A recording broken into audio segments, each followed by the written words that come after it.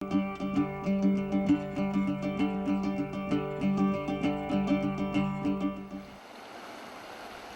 much do you really know about the Blackstone River Watershed? It and its many tributaries flow through many of the communities that make up the Blackstone Valley. Still, how much do you really know about it? It generated the power that propelled America's early industrial revolution. It was the water source for the Blackstone Canal that opened up the valley and the village of Worcester to the transportation revolution. And it's a major playground for recreational paddling here in the Blackstone Valley. Whoa, wait a minute. The Blackstone River is a major recreational playground for people in the valley? Hi, I'm Ranger Chuck Arning of the National Park Service here in the John H. Chafee Blackstone River Valley National Heritage Corridor. And yes, it's true. On any given weekend, or any time you can squeeze a few hours away from work, you'll find people canoeing and kayaking throughout the Blackstone River Watershed. The river itself is a challenging and deceptive little river, and as rangers in the Park Service, we want people to explore the beauty of Mother Nature. We also want them to do it safely. So I tell you what, why don't you join us and the Blackstone Valley Paddle Club members as we explore the beauty of the Blackstone River and also learn how to do it safely and smartly.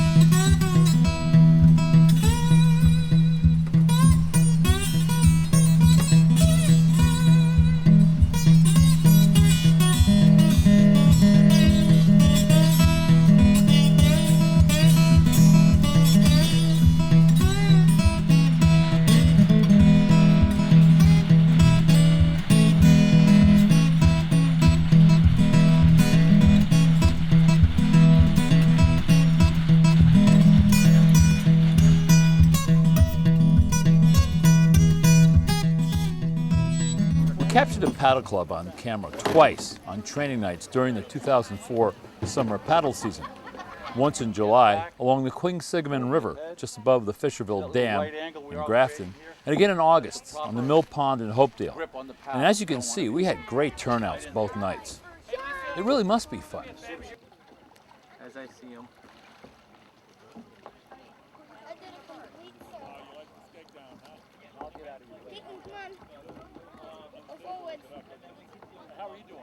Well, this is the fourth summer that we've been doing the Paddle Club since 2001, and the Paddle Club has become a great symbol of the Heritage Corridor where folks are showing up on a regular basis, 15 weeks during the course of the summer, every Tuesday and Wednesday evening on a different waterway.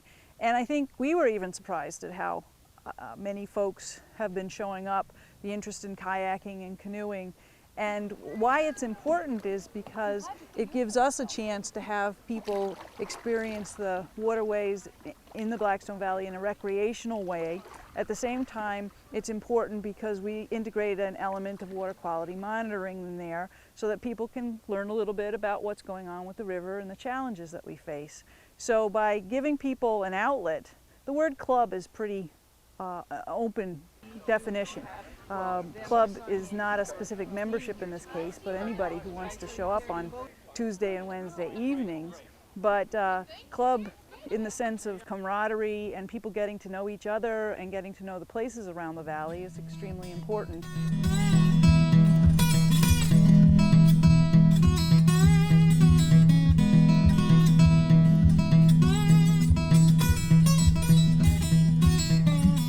Every week before the Paddle Club goes out, I go to the Paddle Club sites, and as a biologist I take some of the water quality samples. And a lot of people are actually interested, obviously, in knowing what the quality of the water is like in case they dump, not that they usually do, or they're just curious. So I typically take various parameters, simple things like pH and temperature, but I'll also take phosphate, which tells if there's any non-point source pollution. And the big parameter that people are interested in is bacteria. And that basically can be an indicator to say how safe the water is for people. And by giving the water quality parameters, it not only informs people, but hopefully our goal is to also build stewards and to maybe also recruit some volunteers for our watershed-wide volunteer program. And so, Karen, tonight on the Quinsigamond River, what kind of quality we got? Actually, it's very good. The pH, the water temperature are fine. I was surprised the phosphate was very good, which is a good sign that, at least for now, there's not a lot of non-point source pollution dumping into the area. And I'm still waiting to get the bacteria results because they have to incubate for 24 hours. Team leaders, over here for a second, real quick. Okay, thank you.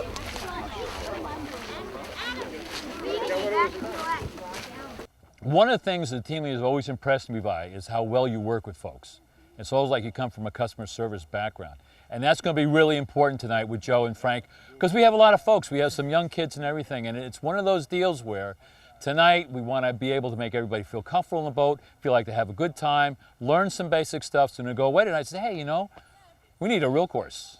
We'll go spend, go out to somebody because we're going to need some additional skills to go on the river and things like that. But to have a real good time, feel comfortable about what they accomplished tonight.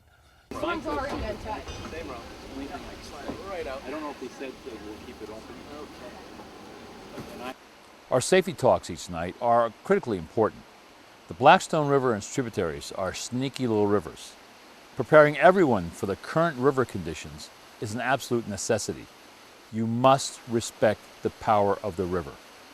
All right, now we start, and let me turn around so I face you guys as well. We start all our trips by doing some basic things. On training night, we go over a few more additional things just because of nature. I don't know how much you know, and therefore it's very dangerous for me to assume that you know a lot. So I'm going to share with you a lot of the basic things that we do every time we come out here. Now, by taking a quick look at your feet, I see a lot of you folks are dressed in what I would call is pretty good gear.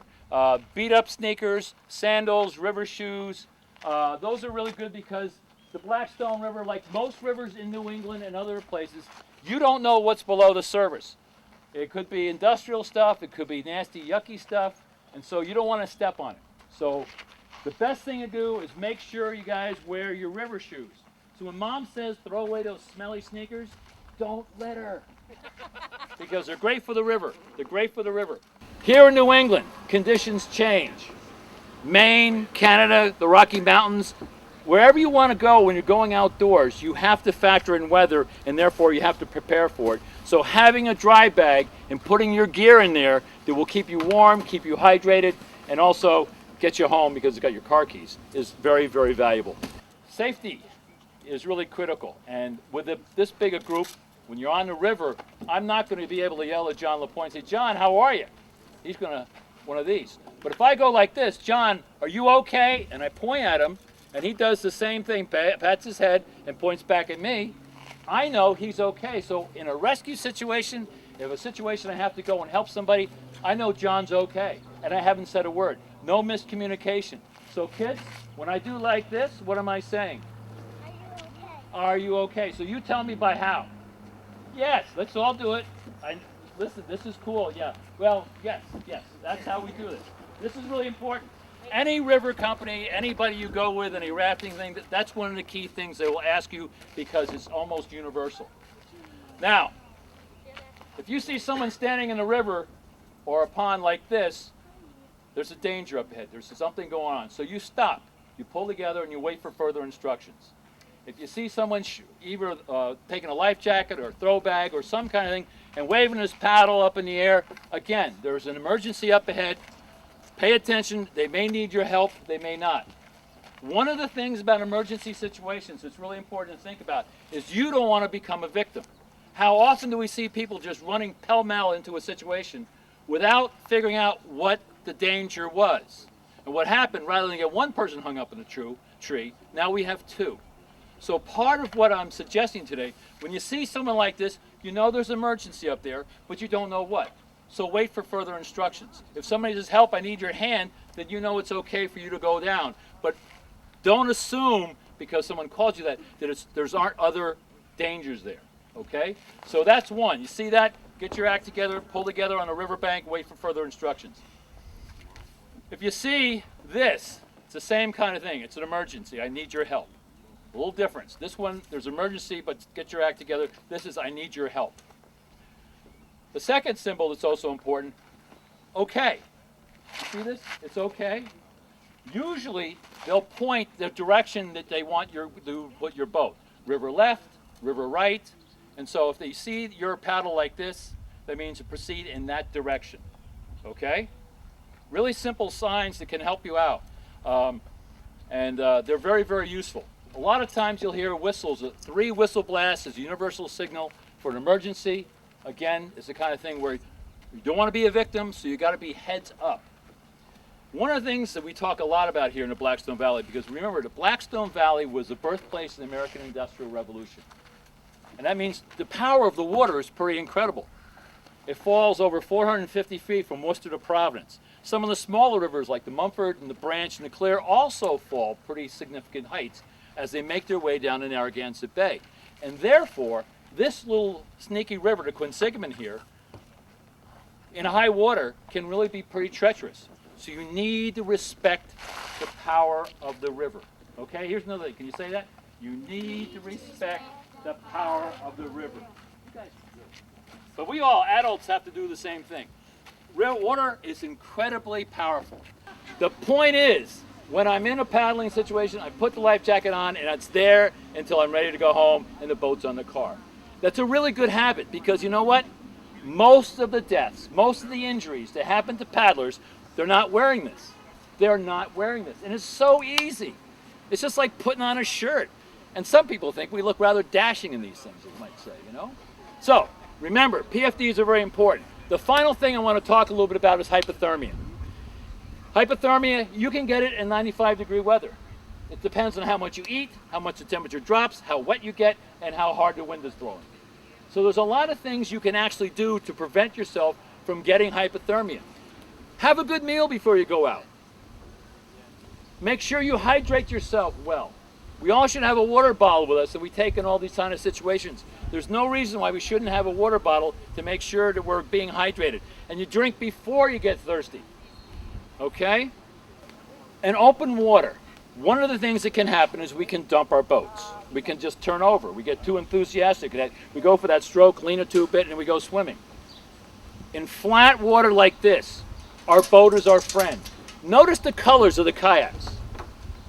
They're not really drab. They're all kind of bright out there. So think about it for a moment. If you're hanging on to this red kayak out in the middle of that pond, chances are, I don't care if you're as tall as Corey, that's it. Jeez, I'm bad tonight. If you're as tall as Corey or as tall as myself here, if you're hanging on that, we're going to see you and we're going to help you out. If on the other hand you say, I can swim to shore, I'm not going to see that little head. I'm not going to see my head floating in there. So stay with the boat in open water. That's a mantra. Stay with the boat in open water. Now, it's not true all the time. If you're on fast water, if you're in rapids, you do not want to stay with your boat because this at one time is our friend. It's going to keep us upright. In rapids, it becomes a missile. And it can push you against rocks and other things, and it's not a good thing. So in fast-moving water, in rapids, you want to make sure that boat is downstream from you and you're away from it. It's not going to help you out. So there's always that piece in Mother Nature. There's no rule that's steadfast. Open water like this, you want to stay with your boat. Fast-moving water in rapids, you want to get away from your boat if you tip. Wind is one of those elements in paddling that Mother Nature throws at us. And so being able to control your boat, knowing how to move your boat, are really pretty important aspects. And those kind of skills are what Joe and Frank and the team leaders and myself are going to instruct tonight. So we're going to show you how to outfox Mother Nature, if you will. Of course, we never really outfox Mother Nature. The Friends of the Blackstone began about 12 years ago. John Moslin and a few other river advocates just got tired of looking at a dirty river, and they could see the potential of the beauty of it. So they organized basically around Earth Day and ran their programs. And a few years later, they got involved with Riverfest and expanded their programs. And I got involved with them over the years periodically, but very seriously about 6 years ago, to work on Riverfest and to really just work on cleaning up the environment and to return a lot of these areas to what I call near pristine condition. There's just so much beautiful river out here. Now, one of the things we've noticed is a lot of emphasis on kayaking now, much more than we ever saw before. Absolutely. What are some of the things you want to impress the people tonight when you do some explanations and training with them? Things we like to impress upon people are the safety aspects of it, i.e. PFDs, know the conditions that they're paddling in, Yep. paddle with other people, don't paddle alone. If you come to a tricky section in the river, get out, recon ahead of time, and really know what you're getting into. But most of these people, they really should paddle with groups like this and rely on some of these group leaders to keep them out of trouble. Singing in a canoe like this and just trying to keep it straight is one thing. Avoiding rocks and poison ivy, horseshoe bends and S-curves, well, that's a whole different story. And to enjoy paddling, any sport, you really need to learn the basic skills and strokes. And that's why every summer, the Blackstone Valley Paddle Club takes time, first Tuesday of the month of June, July, and August, to teach folks how to paddle and kayak correctly. Some basic skills.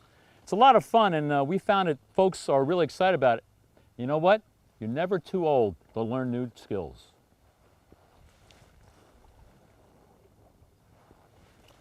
What can they expect?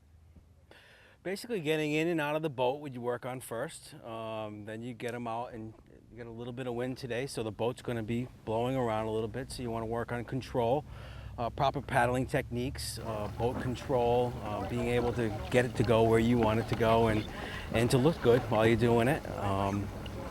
I think getting people comfortable in that kind of, I'm in a kayak, what do I do? We want to do that first, and then kind of bridge it into having fun and really building from the skills from there.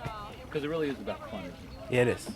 If you don't create a fun environment when you're teaching, people aren't going to come back for the next time, you know. And you really want to bridge that gap and get people interested in moving on.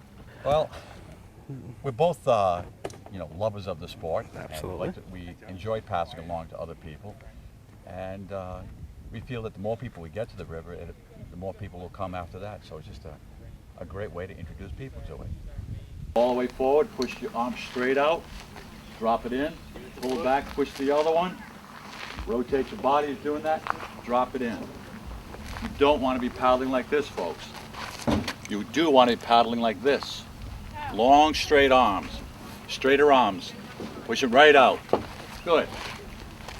One thing you want to keep in mind, I'm not sure if Frank said, you don't want to have a real death grip on the paddle, okay? The tighter you grab a paddle, the more stress and strain it's going to put on your wrist and forearms.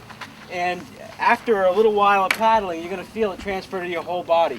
Nice loose grips. Sometimes we say it's like Snickers bars. You don't want to melt them. You want to keep them nice and loose and grip. You don't want to lose the paddle, but you don't want to over-tense your body. So have a seat. Okay. You're going to feel it's a little more confining. Okay. It's a tighter fit. But you'll be able to lock your knees under the deck of the hull much better. Well, that's how you should be, kind of sitting out like this. You want to sit out. That's going to spread your weight out and give you a little more stability. Okay. Should I shorten these up? It looks like they can come up one notch. Once you get down to your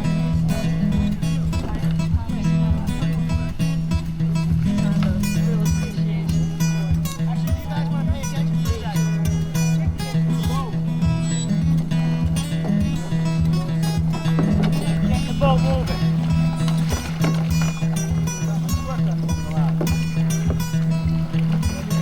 Okay. So what was I doing? My hands, I want you guys to watch, don't do it. My hands are at its reference grip, okay, in the middle with 90-degree angle. Hands are at about shoulder height and in plane with my body. Nice comfortable extension forward, okay? The blade goes in at the foot. You rotate your torso around and comes out at the waist. And on the left side, the same thing. Blade goes in at the foot, out at the waist, rotating your torso, using your major muscle group in your body rather than your arms, way in like this. Okay? Quick little synopsis. Hands, shoulder height, and in plane. Blade in at the foot, out at the waist, in at the foot, out at the waist. In at the foot, out at the waist. Make sense? Do that one more time. I want to see how fast you take it out. want a nice clean exit. You don't want to be scooping water in the back. All right, let's give it a try. Right? Yep, here.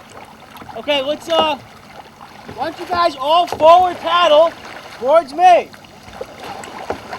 Well, I come every Tuesday night, first of all, because I like to paddle and I like to help people, and I love the Blackstone River and what we're doing with it to help get it cleaner and get people on the water and show them what it's all about, rather than driving down a road thinking that that's all any of this area is made up of. It's a beautiful area that people don't know exists, and I have a lot of fun explaining it all.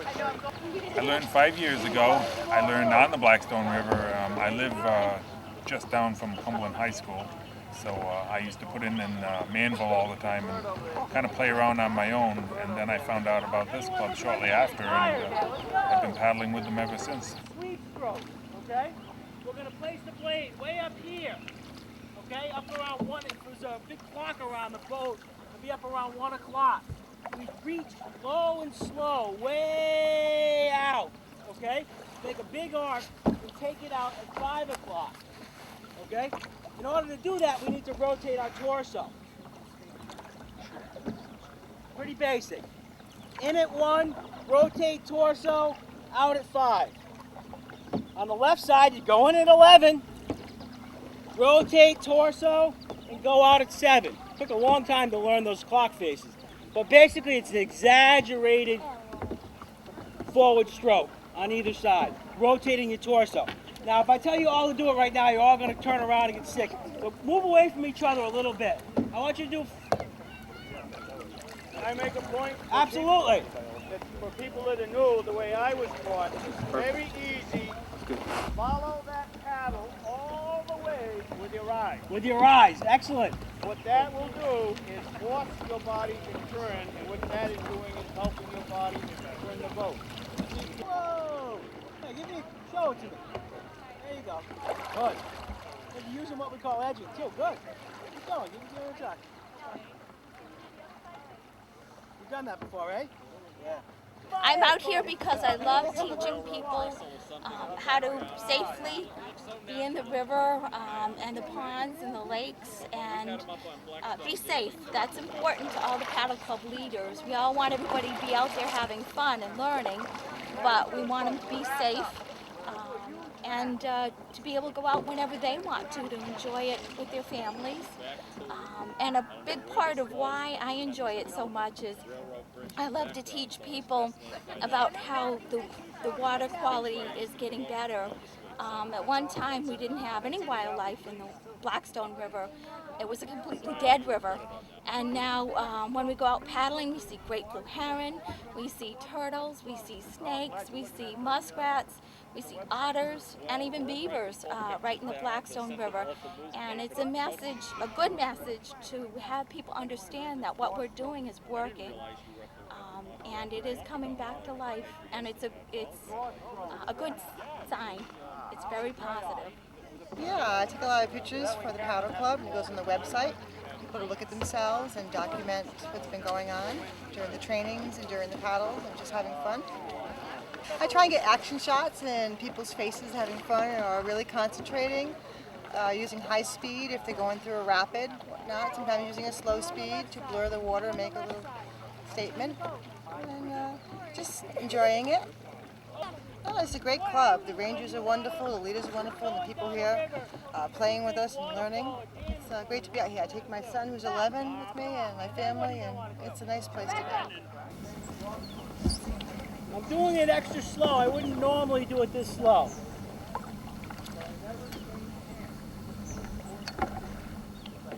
Did everyone see that? Okay, good. What the sweep stroke is, one of the most important things about the sweep stroke to keep in mind is that it's low and slow. Okay? You reach out and sweep around the boat. If the big clock was all around the boat, okay, you would start on the right-hand side at 1 o'clock and sweep way around to 5. On the left, you would start at 11 o'clock and sweep way around, okay, to 7. This year I've been assigned to to do both nights of the paddle club. And my job on the paddle club is just mainly to provide a little bit of safety, security, and educate people about the river, a little bit of the history, and just to get people to become stewards of the river. I believe this is why we started this club, and we've had so much dedicated people coming back every Tuesday night, every Wednesday night, and they're taking a sense of ownership of this waterway. And just by this club, I think we gained a lot of stewards. And if you look behind us here, look at a lot of the young children out here. They all got big smiles on their face. And we know these people are going to come back, and they're going to start to take care of the river too. It's been one of the most successful projects that the corridor has offered. Paddling is all about harmony. That feeling of oneness between you, your boat, and the water. Combining the strengths of all three to propel yourself effortlessly downstream. You may find that your boat is going all over the place. What you can use is what we call a stern rudder. The stern rudder is designed to keep your boat moving straight in a forward direction, okay, when you're under a little bit of speed. I'll show it. The rudder right in between you. I'm sorry, you got on the other side of me. Okay?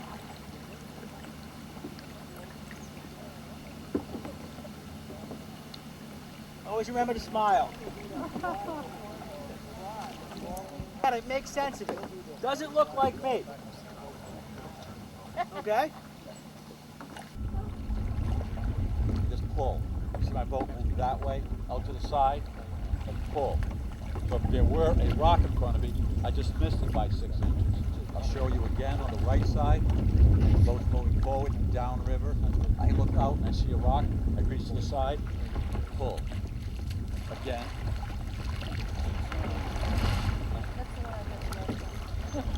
No, we're out here having a great time trying to teach some people some new strokes and introduce some people that have never been in a boat before or a kayak. What am I doing? What it's all about. It's really unusual we actually catch Brent out in a kayak because usually he's the one unloading, teaching people how to get in, fitting them right with life jackets, paddles, and pegs. Now you get a chance to be out here and paddle a little bit. It is rare that I get to be out here, but these are the days I look forward to, and I'm happy to be here with you today, Chuck. Now, tell me a little bit about Great Canadian's role in this whole project. Great Canadian Canoe and Kayak Company is one of 3 organizations involved in the Blackstone River Valley Paddle Club. And what we do is provide 1 day a week rentals for a nominal fee of canoes and kayaks to the public. And simply people call up the shop and reserve them up to about a week in advance. And we introduce a lot of new people to the sport every year, Chuck. That's good. We picked up on them. Yep.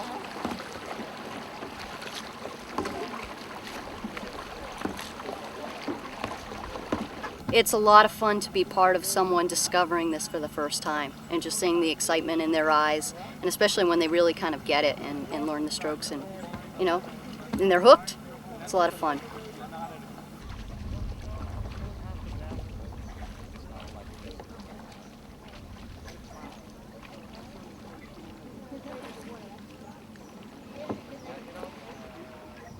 Well, there you have it. Great evening on the river. Meeting some new friends, getting some new confidence on your paddling skills.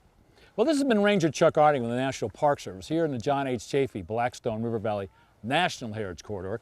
And I tell you what, a night in the river is a great way to break up a real tough work week. So I tell you what, why don't you join us every Tuesday and Wednesday nights, mid-May through August, as we join the paddle club and explore someplace in the Blackstone River Watershed. But I'm warning you, it can be habit forming.